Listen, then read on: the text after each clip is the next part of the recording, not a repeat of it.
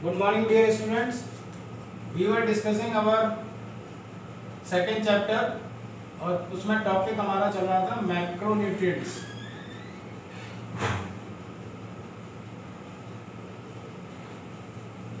Macronutrients में हमने दो टॉपिक कवर कर लिए थे, जिसमें हमारा एक था कार्बोहाइड्रेट्स पे,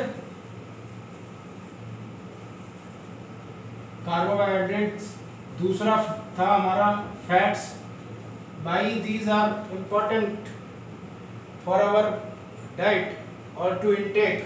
क्यों ये जरूरी होते हैं, इनको लेना क्यों जरूरी होता है, वो हम पढ़ चुके थे। Today we will discuss the another important macronutrient, that is the proteins. Proteins के बारे में हम बात करेंगे। प्रोटीन क्यों जरूरी होती है हमारी डाइट में, ठीक है। अभी तक हमने ये दोनों जो किए थे, ये हमारे क्या थे, this were energy giving food. और ये आज हम बात करेंगे बॉडी बिल्डिंग फूड की।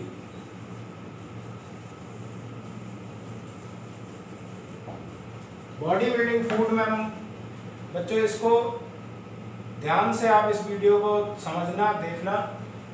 You will get lot of important information from this video। आप डेली यूज में, जो लोग बच्चे स्पोर्ट्स में हैं या जो जिम वगैरह जाते हैं और जिनको कई उनके ट्रेनर या कोई आसपास के दोस्त वगैरह जो एडवाइस कर देते हैं कि आपको प्रोटीन लेना चाहिए, कैसे लेना चाहिए, क्या करना चाहिए, तो आज इस वीडियो में आपको पूरी इंफॉर्मेशन मिल जाएगी कि किस क्वांटिटी में आपको प्रोटीन लेना चाहिए और आप जो प्रोटीन ले रहे हैं वो क्यों ले रहे हैं, उसमें है क्या। आप BCAA लेते हैं, जो एक्सरसाइज के दौरान बच्चे लिक्विड लेते हैं, BCAA, EAA, ठीक है। तो ये सारी चीज़ें हम आज इस वीडियो में डिस्कस करेंगे। इस क्लास में आज हम ये चीज़ प्रोटीन के बारे में पूरा हम जानेंगे।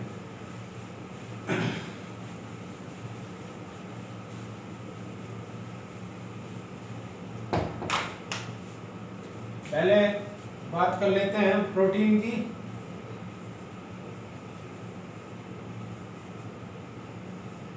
इसकी पूरी केमिस्ट्री जान लेते हैं।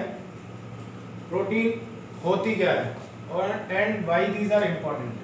प्रोटीन क्या होती है? Protein is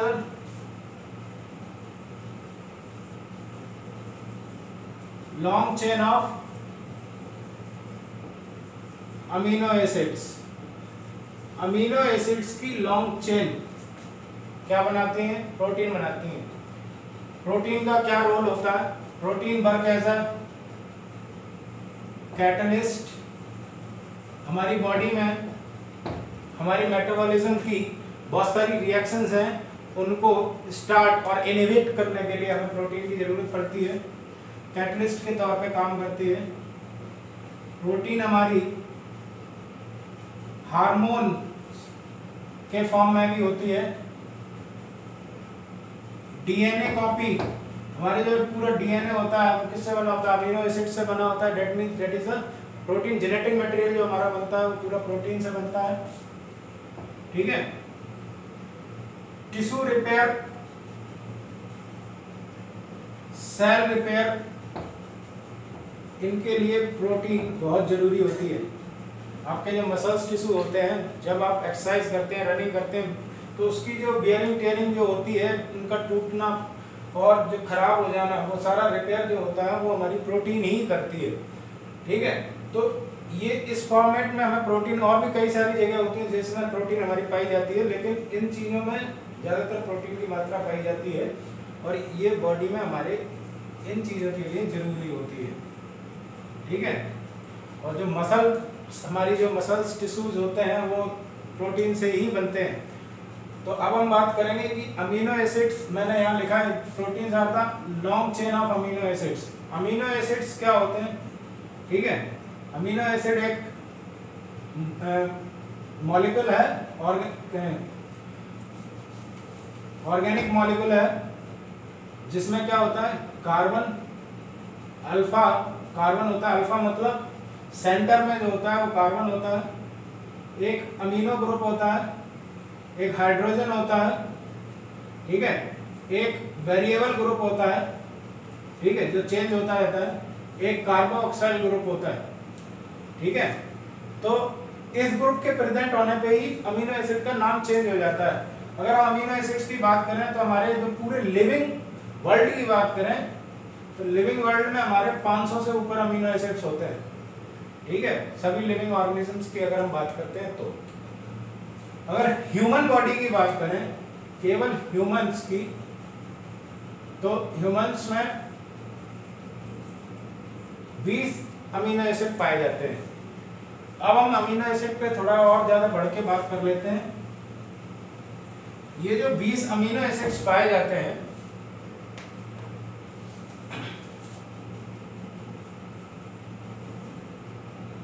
amino acids, out of this 20, 11 amino acid जो होते हैं ये हमारी लिवर में या बॉडी में प्रोड्यूस होते हैं, ठीक है।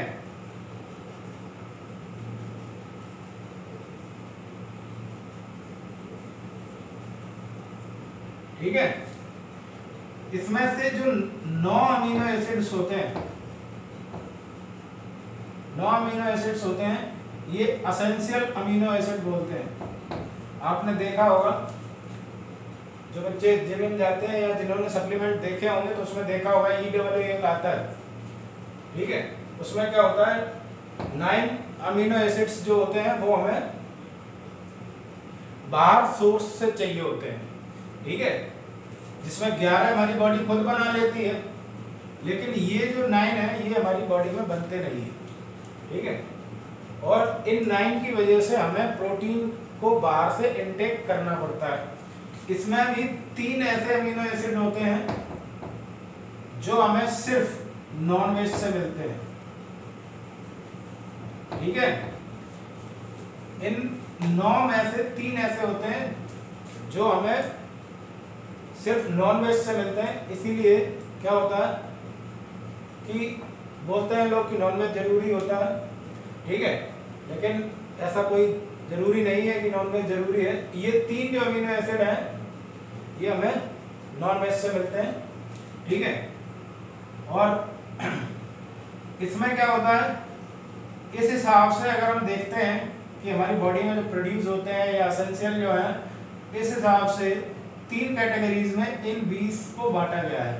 पहला है एसेंशियल अमीनो एसिड, दूसरा है नॉन एसेंशियल अमीनो एसिड, ठीक है, और तीसरा है कंडीशनल अमीनो एसिड, ठीक है।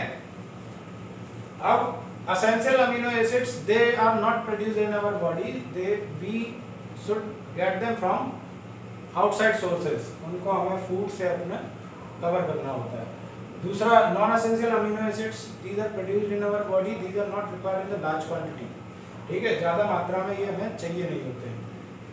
तीसरा आ जाता है conditional amino acids. Conditional amino acids जो होते हैं, these are required some during some illness, जब हम बीमार होते हैं तब चाहिए होते हैं, या कोई स्पेशल बॉडी की ग्रोथ हो रही होती है तब चाहिए होते हैं, जैसे बच्चों में होता है, ठीक है, हार्मोन्स चेंजेस होते हैं तब चाहिए होते हैं, तो उनको कंडीशनल अमीनो एसिड होता है, ठीक है। इसमें आपने इसको कवर करने के लिए, एसेंशियल अमीनो एसिड्स को कवर करने के लिए, इन 9 को कवर करने के लिए जो लोग स्पोर्ट्स में होते हैं, ठीक है, जो गेम वगैरह खेलते हैं, वो क्या करते हैं, इनको आउटसोर्स करते हैं दूसरी चीज़ों से, जिसको आप लोग ज़्यादातर सप्लीमेंट बोलते हैं, ठीक है। जब इनको फूड से ये प्रॉपर मात्रा में नहीं मिल पाते हैं तो लोग क्या करते हैं, इनको सप्लीमेंट के तौर पे लेते हैं, जिसको हम, एक सप्लीमेंट आता है BCAA, ठीक है।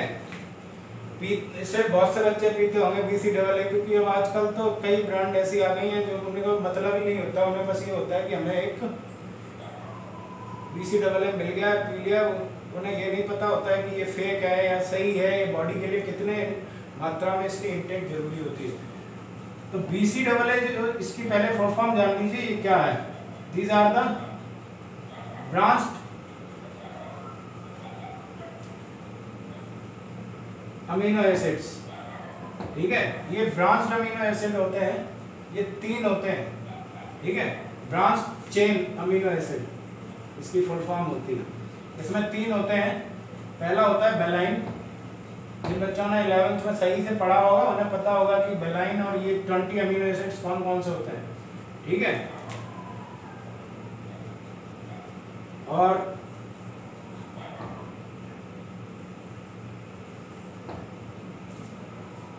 एक होता है ल्यूनाइन और एक होता है आइसोल्यूनाइन।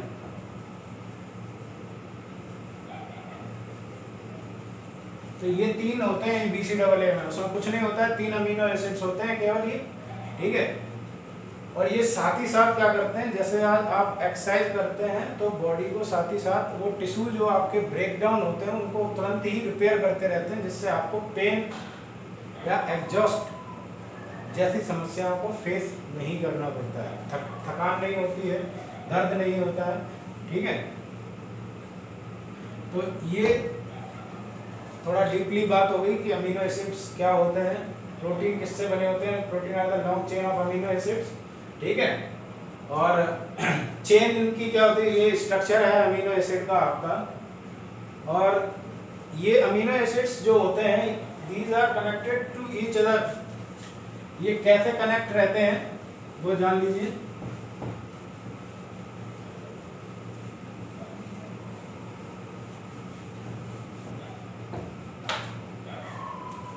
और इन्हीं के पैटर्न पे क्या होता है, इनका नाम अलग अलग हो जाता है, प्रोटीन्स अलग अलग हो जाती है।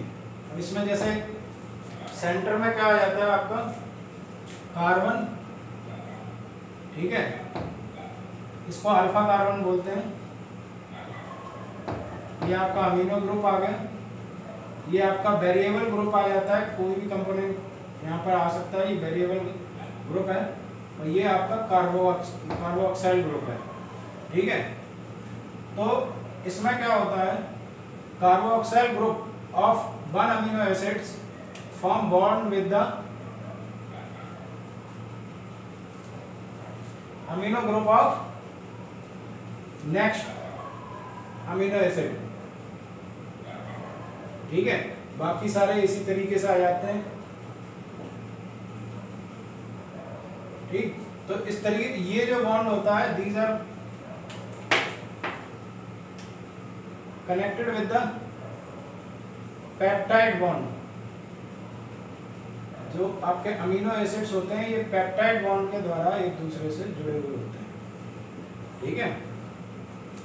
तो ये सारा हमारा हो गया प्रोटीन के बारे में, उसके स्ट्रक्चर के बारे में, उसके कंपोजिशन के बारे में, और कैसे कैसे प्रोटीन बनती है वो सारा हो गया। कहाँ कहाँ ये इसकी ज़रूरत पड़ती है बॉडी में उसका हो गया।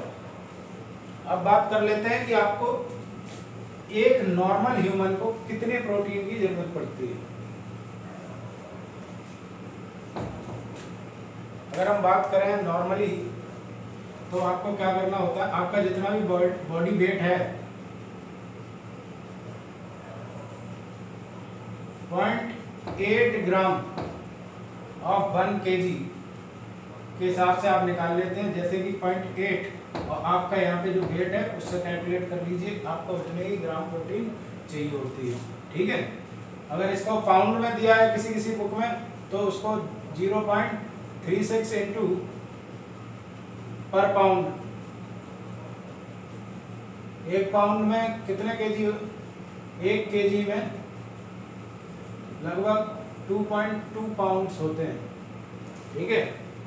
इस हिसाब से आप कैलकुलेट कर सकते हैं। नॉर्मल एडल्ट ह्यूमन, जैसे कि आप लोग 12th क्लास में हैं तो आप लोगों को नॉर्मली आप जो डेली वर्क करते हैं उस हिसाब से 0.8 ग्राम प्रोटीन चाहिए होती है आपके बॉडी वेट की, ठीक है। 0.8 से आप मल्टीप्लाई कर लीजिए अपने वेट को। जैसे किसी का वेट 60 kg है, ठीक है, तो उसको कितनी चाहिए, 8 6 जा 48 ग्राम ऑफ प्रोटीन, ठीक है। लगभग 50 ग्राम 56 ग्राम ऐसी प्रोटीन एक बॉय गर्ल को थोड़ी सी कम चाहिए होती है, लेकिन लगभग इतनी ही चाहिए होती है। अगर किसी, और जो स्पोर्ट्स में है उनको क्या करना है, जैसे अगर किसी का 60 kg वेट है तो उसका क्या करना है, इसको डबल कर देना है 120 ग्राम, ठीक है।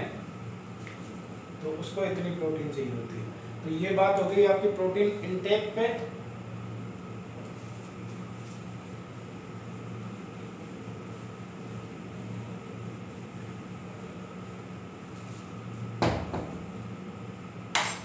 आपका प्रोटीन कंपोजिशन कवर हो गया, प्रोटीन इनटेक कवर हो गया। दूसरी बात आ जाती है कि अगर आप इसको एक्सेस में लेते हैं, एक्सेस में आप कोई भी चीज़ लेते हैं तो वो क्या करती है, नुकसान करती है। अगर आप प्रोटीन को एक्सेस में लेते हैं, ज़्यादा लेते हैं, तो ये भी आपको कई सारी समस्याओं को जन्म दे देती है बॉडी में, ठीक है। जैसे यूरिक एसिड क्रिएशन होने लगता है और किडनी में प्रॉब्लम हो जाती है, लिवर में प्रॉब्लम हो जाती है। लिवर हमारा क्या करता है, एक्सेस अमीनो एसिड्स को फिल्टर आउट करता है, ठीक है, जिससे उस पर लोड बढ़ता है। और हार्ट में प्रॉब्लम हो जाती है, जिसको ऑस्टियोपोरोसिस बोलते हैं, हार्ट में प्रॉब्लम हो जाती है, ठीक है। और किडनी में आपके स्टोन की भी प्रॉब्लम हो जाती है, इससे ऑस्टियोपोरोसिस जैसी प्रॉब्लम हो जाती है, ठीक है। तो एक्सेस में भी नहीं लेना है प्रोटीन, ये नहीं मिल गया कहीं से फ्री का तो भाई चलो है, तो इसको ज़्यादा भी नहीं लेना है। इसके सोर्सेस क्या क्या होते हैं, सोयाबीन, आपका soybean, kidney bean, egg, meat, chicken वगैरह, ठीक है, मिल्क, आलमंड, ये कुछ इंपॉर्टेंट सोर्सेज ऑफ प्रोटीन है, ठीक है, जिनसे आप प्रोटीन इंटेक को आपके नेचुरल तरीके से कवर कर सकते हैं, ठीक है। ये आपकी बात हो गई इंटेक की। अगर डेफिशिएंसी हो जाती है, इसकी कमी हो जाती है, तो बच्चों में इसके कई सारे डिजीज हो जाते हैं, ठीक है, जैसे कि मैरामस हो गया, कैवेस्कर हो गया। ये बच्चों में कुछ डिजीज होते हैं जो कि डेफिशिएंसी की वजह से होते हैं।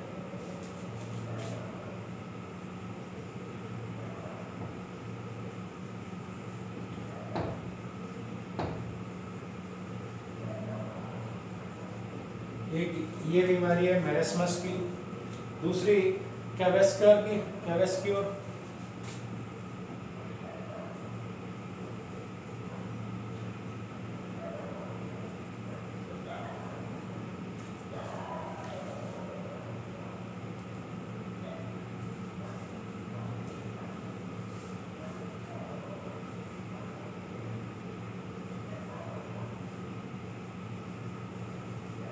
ये है जो बच्चों में हो जाती हैं, उसकी वजह से प्रोटीन डेफिशिएंसी की वजह से हो जाती है।